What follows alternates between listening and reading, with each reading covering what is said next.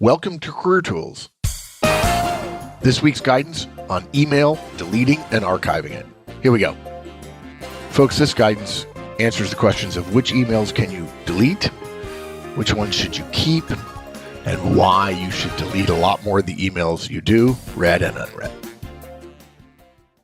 If your knowledge of DISC, high D's, I's, S's, and C's, the perfectionists, the Attila the Huns, the marketers, the team players, if that has helped you become more effective at work, you'll want to seriously consider coming to our Effective Communications Conference. We set the basics of DISC in an hour or so, and then we spend the rest of the day teaching you how finally to communicate effectively, which is to pay attention to what your listener does and communicate in a way that makes sense to them. At the end of the day, you'll be able to read someone in a conversation, determine their major DISC tendency, and then based on that, make some changes in how you deliver to improve the chances that you get harmony and congruence and collaboration and not drama, conflict, and tension. Come see us. Okay, Wendy, email, everybody's favorite topic. And I'm always shocked at the number of emails people have and keep. It's astounding to me, 20, 50, 80,000 emails. It just makes me feel ill just thinking about it. Yeah. And, there's a lot of guidance out there, but people don't read it. So should we really be keeping so many of our emails? Is there a better way? What do we do about deleting and archiving? What's our guidance? There's two approaches. The all-in approach, which is delete everything older than 3 months, and the go slow approach, which is delete everything you can find somewhere else and archive everything older than 3 months. It depends on your risk tolerance. Yeah, it's interesting, but it's not risk tolerance. It's feeling of risk, right? Yeah. Because as most of you probably realize that if you're in a mid to large size company, in most nation states today, your email is required to be archived by the company. We're talking about corporate email, your official email that you don't own, that isn't yours, that can be looked at by your boss without any trouble at all. And when you delete your email, believe me, it's not actually deleted. So don't worry that we're telling you, this is not guidance about how to avoid the law, because you won't be able to avoid the law. Your company is taking care of that for you. But in terms of caring for your own inbox, you could probably get away with a lot less in your inbox. So start us, Wendy, with the all-in approach. The all-in approach, if you're going to really go for it, is just to delete everything older than 3 months.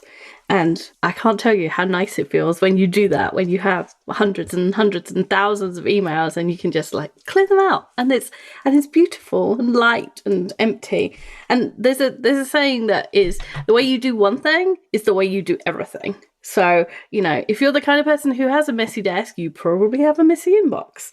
And if you're the kind of person who has lots of things at home that you kept from all the years that you've been alive, you probably keep lots of things in your inbox, just for sentimental value, which I don't think anyone would think of email as sentimental. Should we make a distinction here between unopened email, unread email?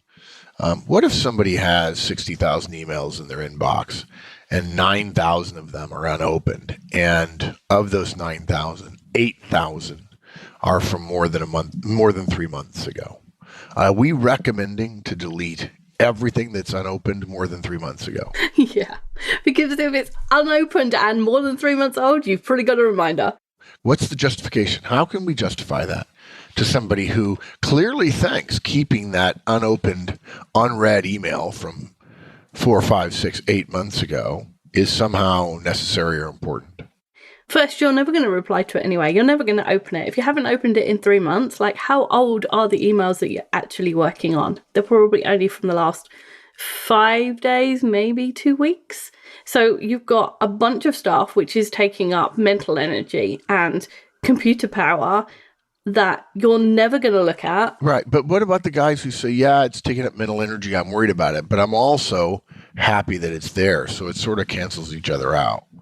Because if I get rid of all of them, you're right, they're no longer there. But now I'm a little bit worried about what I deleted. Well, I can answer my own question. Folks, if you're worried about an email that is unopened, that you didn't open 7 months ago, 6 months ago, 5 months ago, 4 months ago, 3 months ago. It's been sitting unopened for 7 months, and you're sitting around worried about it. This is not the cast for you. That cast is called Psychology Today or Psychology Weekly. Your boss, your organization are not responsible for your mental health. You are. And we all have our own weaknesses, our own foibles. I tend to procrastinate on things at times. I tend to be very high level and not into the details, when in fact, in some cases, details would help. I'm willing to admit what my weaknesses are. I think that's part of gaining wisdom. The idea that you feel better about keeping an email from 7 months ago and get frustrated when IT sends you a note and says you've exceeded your limit and you need to archive some of this stuff because you have too much email storage space on our servers. The fact that you feel that way is irrelevant to the organization. And one of the reasons that IT does across the board sweeps where they say, sorry, you got to get rid of all that stuff, is because people think it's okay to feel the way you do and therefore to use corporate resources to make you feel better. But that's not what corporate resources exist to do. They don't. And it costs money and time, and your satisfaction that you have that many emails, even though it's balanced by, I'm worried that I haven't done them, is unfortunately not sufficient to justify the company holding on to it. Believe me, when you start your own company and people start saying, well, here, I want this, and I want this, and I want this, those things cost money, you'll start saying, no, I really don't think you need to do that.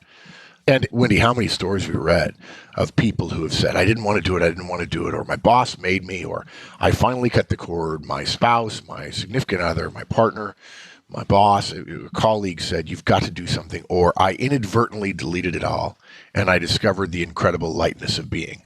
I discovered that feeling of, oh my gosh, I told myself that I felt better, that it was there, that I could get to it. But in fact, I realize now I was wrong. I remember when I was a kid, I got taught how to drive, and I didn't know how to drive. My dad took me out to an open field at his father's farm and let me drive the Jeep. And we were driving around in a big open field, probably 25, 30 acres. Couldn't really wreck. It's a very nice hay field. It's smooth. It's nice. And I'm driving around. And then he says, okay, go over here toward the fence. Be careful. And then drive between the fence and that telephone pole. Well, from 100 meters away, that fence and that telephone pole looked like 2 feet wide. And I said, I can't do that. I can't do that. I can't do that. I can't do that. I can't do that. I can't do that.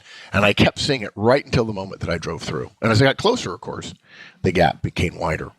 Just because you feel you can't do something doesn't mean it's not possible and doesn't mean there isn't goodness on the other side.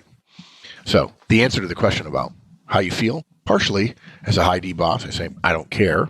And in order to make you feel better, it's expensive. And trust us, getting to the other side will feel better. And you might get in trouble slightly, but if somebody really needs you to respond to a mail and it's been 6 months, in the world we live in today, the answer is they don't need you to respond to it. Otherwise, they'd have emailed you again. So there's my answer to my question. Very good answer. It's difficult. I can't put myself in the shoes of having the comprehensive, just the idea of, I'm not a keeper. I don't keep things, so it's hard for me to think about why you would. But anyway, you said just because we can keep everything, just because there's server space and whatever, doesn't mean that we should. Yeah, and space on servers isn't unlimited. It's just not, guys. You may think it is, but there's labor involved in managing all that stuff. So all of the reasons that we hear for things are essentially justifications. That's what they are. In fact, I know of some places where they just delete the mail. It just automatically gets deleted. They don't even send out notes saying you're reaching your limit. They just start deleting, and they delete in chunks. And you know what happens in that case? Everybody starts behaving differently because there's not an unlimited resource in the minds of the user. This is a classic tragedy of the commons situation. I can use it as much as I want, however I want. Even though there are negative implications, doesn't matter. I get to do what I want to do. But unfortunately, when you join an organization, there are some things you give up in terms of personal freedom to allow the magnification of human effort that comes with the specialization of labor. And this is an example of one of them. And when was the last time you looked at an email that was more than 3 months ago old and found it useful, or a document that hasn't been updated in the last 3 months? Now, what about, though, an email that sent out a process change and then also maybe had a link into it, and you know where the process change is, but it's buried in 5 layers on the web? And I want to keep that document that I got a year ago that explains, let's say, our process for posting semi-annual financials, because I always forget it. I only do it twice a year. What do I do about that mail? Take it out of your email and put it somewhere else. Yeah. Email is not a storage place for information. Yeah. That's not its job. It's a communication device. And so things like that you don't want in your email. Yeah, there are also people who feel that, what do we say to the person, and there's an awful lot of technology people who aren't as interested in relationships with colleagues. They simply want to do their work. There tend to be more high Ds, high Cs for you disc aficionados. And they say, well, I like to document everything. So that way I have defense, and I'll use a vaguely gray area phrase and say CYA, which is cover your rear end. And they say, I need documentation. I need proof that you actually said that. My answer to that, of course, is no, you don't need proof. You really don't. And you can say that this guy told me X. I was shaking my head about covering emails for CYA because first, 3 months later, nobody cares to see the email. Second, I have learned through trial and error that showing your boss the email where he told you to do one thing and later told you to do another is not really very good for your career. And besides, if you're a honest, truthful person and you say, I understood this person to have said this, then the people around you have no reason not to believe you. Yeah. Unless you're going around telling small or big lies every day, in which case that's this wrong podcast. For those emails that are CYA, just hive them off somewhere else, right? Yeah. So there are some people, though, who are listening who are panicking right now, right? So let's talk about the go slow approach, right? If it's too much to delete everything, which I can tell you, folks, it's worth it. It feels good. But that said, if that feels too much, let's talk about deleting anything you can find somewhere else. So anything like we just talked about a process, that process is documented on the website, even if it's inconvenient to get to, you don't need that email. If it's a semi-annual process and you only have to go through those 5 layers twice a year, that's way better than that email being one of 1,000 in your inbox unread, and then you got to find it. So anything that's relevant to a project, which in most companies now, everybody's sharing documents. There's shared drives, there's SharePoint, there's Dropbox, all sorts of things where we share information.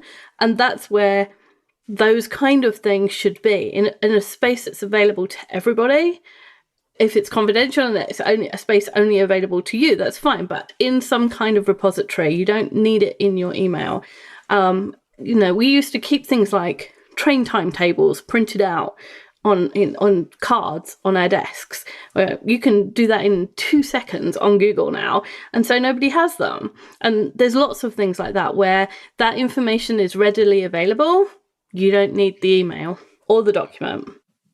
Yeah, and the fact is there's emails that you want to keep, and we make no bones about it, guys. You will delete emails older than 3 months that you'll regret having deleted, but it'll be far more rare than you're willing to admit, and there are ways around it. I remember when I deleted an email inadvertently from Mike, and it was the first time, it was when Mike emailed me, this is years before Manager Tools, when Mike was a client of mine as an executive, and he emailed me a note from his boss that said, he approved the $50,000 spend for an engagement I was going to work on for Mike. And I wanted to keep it. Actually, my first sale to a client was with John Hoffman years ago, but it was all over the phone because we didn't have email. But I wanted to keep that for Mike, and I inadvertently deleted it. Now I can remember it. And do I really need the email? No, I really don't. No. And how often did you look at it? as an email. Yeah, I knew I had it, but I never looked at it. I mean, I ran across it periodically. It came up in random searches.